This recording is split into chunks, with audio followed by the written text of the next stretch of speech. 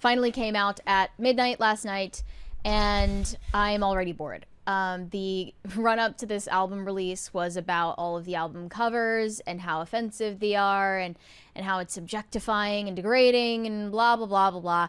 The entire concept behind the album is that Sabrina is playing off of this imagery where she's a dog being led around on a leash. She's biting a frisbee. I'm just tired of her whole shtick, which is, to be very concise and clear, horny misandry. That's what it is. It's, I hate men, but I also want to sleep with men. Oh no, what do I do? Like, yeah. That's the entire thing. And maybe, that was maybe not of all the music, but of at least of the packaged image. That's what it is. I mean, I have not listened to this album in its entirety yet. I listened to about half of it last night before I got so bored. It all just sounds the same. Isn't it called Man's Best Friend? Manchild was the song, sorry, not right? Manchild. Yeah, Man's Best Friend.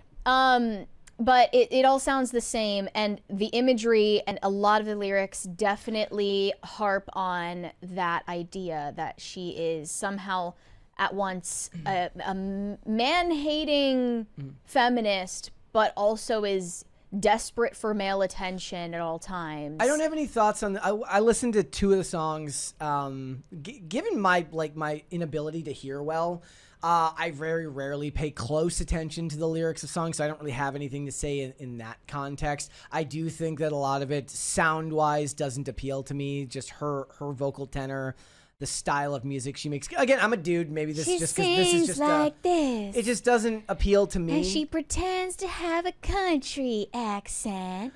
Like, that's the entire thing. It's just so bland. She has done a good job of courting the right type of micro controversy in her space to build up the image that she has. There was this video clip from CBS Morning. Sabrina has issued a public service announcement to the Pearl Clutchers that this isn't for you. Here we go.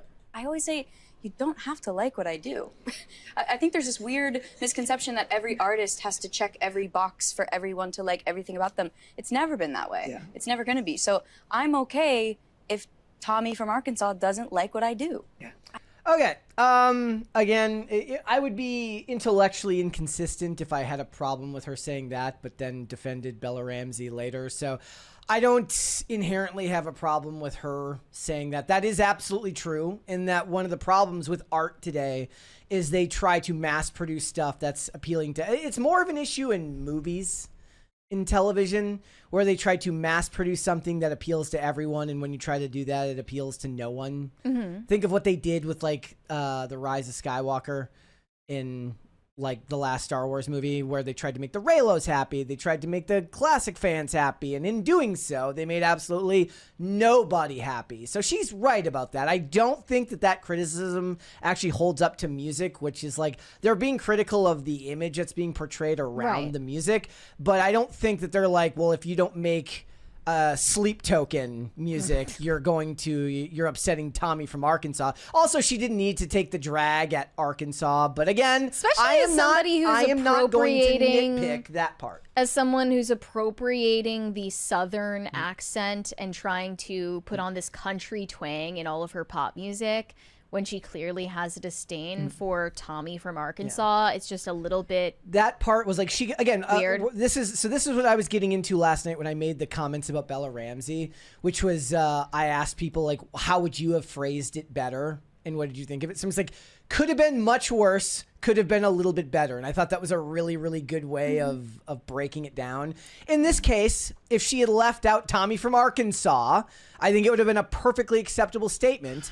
But the average person in middle America doesn't always like being the punching bag of coastal elitists who want to dunk on them because they feel like their art is so highbrow or so intellectual that Tommy from Arkansas can't understand it. She also said, less eloquently, I think the Pearl Clutchers can listen to an album like this in their own solitude and find something they can smirk and chuckle to themselves.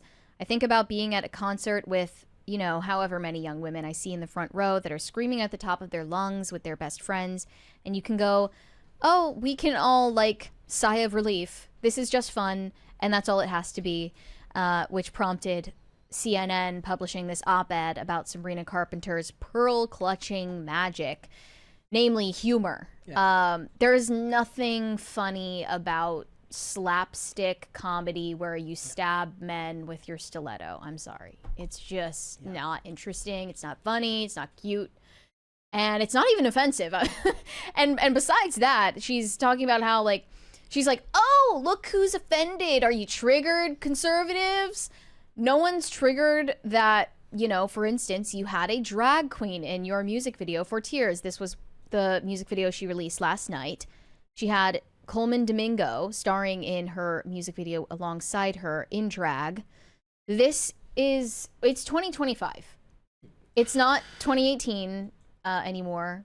It's not even 2020 anymore. Like, this is so uninteresting, and again, I'll stress, not even offensive, just boring. Coleman Domingo followed it up with, about to break the internet, protect all the dolls. Yeah. Meaning the dolls is the trans community, the men who think they're chicks. Here were a couple of lyrics that she included on the album. Just thought they were interesting. In the track Never Getting Laid, she says, abstinence is just a state of mind. And then in another lyric on Tears, she says, a little respect for women can get you very far. I should explain the concept of Tears is that it's not about crying. Mm-hmm. It's about a different fluid that comes out of your body somewhere else. Does that follow? Mm-hmm. Don't need to go into any more detail there. And there is now a trope that in all of her music videos, she has to kill a man violently. And that was a skit that they referenced at the end of the Tears music video where the guy is like pleading with her, and then she flings her stiletto into his chest and he dies, falls to the ground. She has to kill her love interest in every video. Yeah. I mean, again, I'm a dude, so none of this. Or not love interests. If you look at the Birds of a Feather, Light as a Feather video, she was killing just random bystanders. Look at the Tears logo there. Yes. You can see, obviously, the A was shaped to look like vaguely a woman's legs spread open. No way. It looks like the Avatar Way of Water logo. It was supposed to be a reference to the lyric about tears running down her thighs. I just look. I fully understand that I'm a dude, so none of this interests me. It's if there was one, I would rather deal with the most awful of leftists, like political leftists on the internet, than deal with Stan Twitter. Somehow that's more edifying to me than dealing with people, talking about mothering and this and that. It's just I have no interest in Mother it. Is mothering. And I fully understand that this isn't for me, so it doesn't really bother me. Okay, well, it is for me. Yes, it is. It is theoretically, you're the target audience. I mean, I guess not really, because you may not be Tommy from Arkansas, but you're conservative. So therefore, it's are you offended? Conservative. I suppose, but if we're just going by demographics, yes, she is trying to gain support from young Gen Z women, and she is one of them. Yeah. And to me, it just falls flat. I don't know what is original about killing men in a music video or riding around on a stripper pole in lingerie in 2025 specifically. Now, that has all been done. So many times. The joke I always make is that Cardi B and such artists make music for women to listen to in the car and make themselves feel cool. I guess this is for the more art house demographic of women to sing in their car and make themselves feel cool. It's like, tell me something I don't know. There's a 20 there from 420 Funny. Let me find that. Mary, as someone who has a dog and cats in the house, kids' pets, much prefer the cat. I've never had a cat, so get so worked up over something it tardedly pees. That said, can't wait until all pets are gone and not replacing them. I completely sympathize with your take. There you go. Well, thank you for backing me up. But yeah, I feel like we should be holding her to the standard of an artist, not a fashion model or an influencer. And this isn't an original artistic output. It's derivative as hell. At her level of her level of career, I mean, very little of what you're seeing is, maybe she has input, but for the most part, she's a prepackaged product. Oh yeah, you can tell. She's the mind's eye of a bunch of creatives that think that this is going to reach people, and clearly it does, because her songs do well and all that stuff. We just find it boring, me because I'm a dude, and you because it doesn't appeal to you. A switch got flipped as soon as the record label took control of her imagery, her aesthetic, her makeup, her hair, her outfits, her color scheme. When she was basically looking like a normal girl instead of a drag queen, no one cared about her. She was a total flop. Nobody paid attention to her whatsoever. Well, I mean, that's a question to ask. Like this. That's a question to ask, because that's the same path that happened to Chapel Roan, from what I understand, which is that she's a talented musician who looked normal, and nobody cared. And as soon as you entered this aesthetic, it's because pop music has become, you know, the purview of this type of audience. And so, I mean, I just see that as good capitalism. It's not for me, but they found a market. They know exactly how to attack that market and sell you it. So yeah.